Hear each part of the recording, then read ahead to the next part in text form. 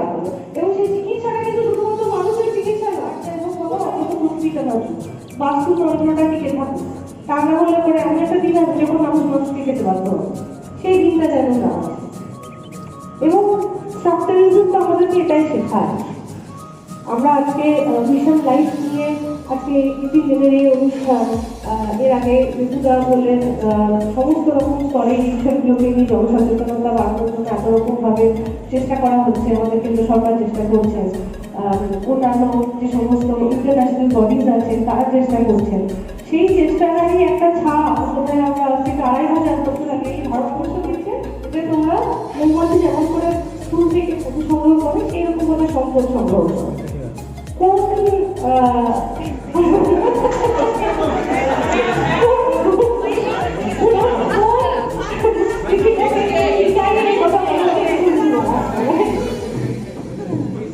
শিগালাবাদ সূত্র, কি ডক্টর নাম মনে আছে? শিগালাবাদ সূত্র বলেছে, ঠিক আছে।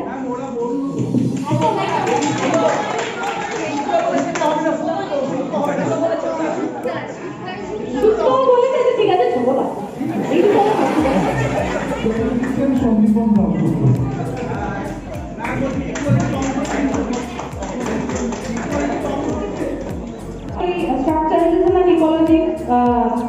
আমি লেকচারটা কথা বললাম, বলেছিলাম যে তারপর ওটা গ্রন্থাগারে প্রকাশ হয়েছিল, কোন সালে হয়েছিল? 1972 সালে লেখা হয়, 1973 সালে প্রকাশ করা হয়।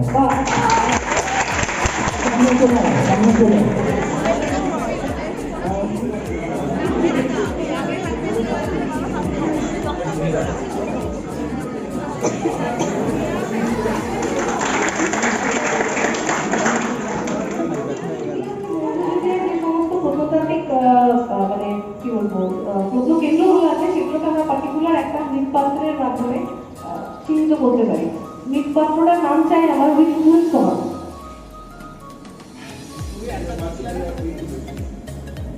কেউ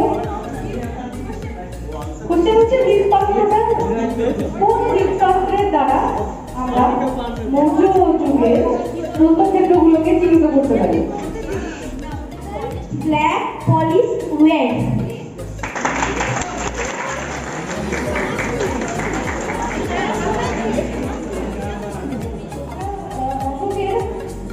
পঞ্চম স্তম্ভ অনুশাসনে আমরা দেখলাম যে কতগুলো প্রাণীকে সংরক্ষণ করার কথা বলা হয়েছে, তার মধ্যে অন্তত 4টে প্রাণীর নাম আমাকে বলতে হবে।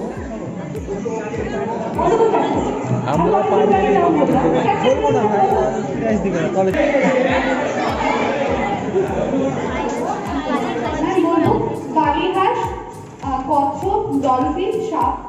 একটু স্পেশালাইজ কোন ডলফিন? গঙ্গার ডলফিন।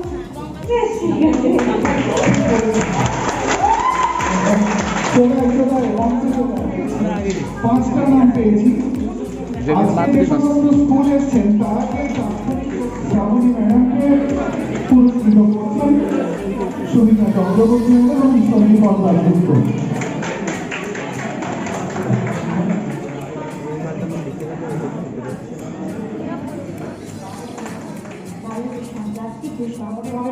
পরিবেশের কোনো এক অংশের যখন গুণগত মানের আমরা যেমন একটা বিয়ে দিতে সাহায্য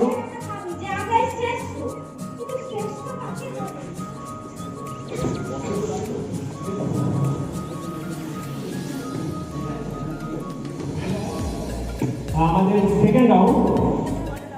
এই সেকেন্ড রাউন্ডে প্রথমে তোমাদের দুটো করে কোশ্চেন করা হবে, দুটো করে। এই কোশ্চেন দুটো পরপর করা হবে না, সবাই একটা করে কোশ্চেন পাবে, রাউন্ডে কোশ্চেন গুলো হবে। ওকে, রাউন্ডে কোশ্চেন হবে, প্রতিটি কোশ্চেনের মার্কস হবে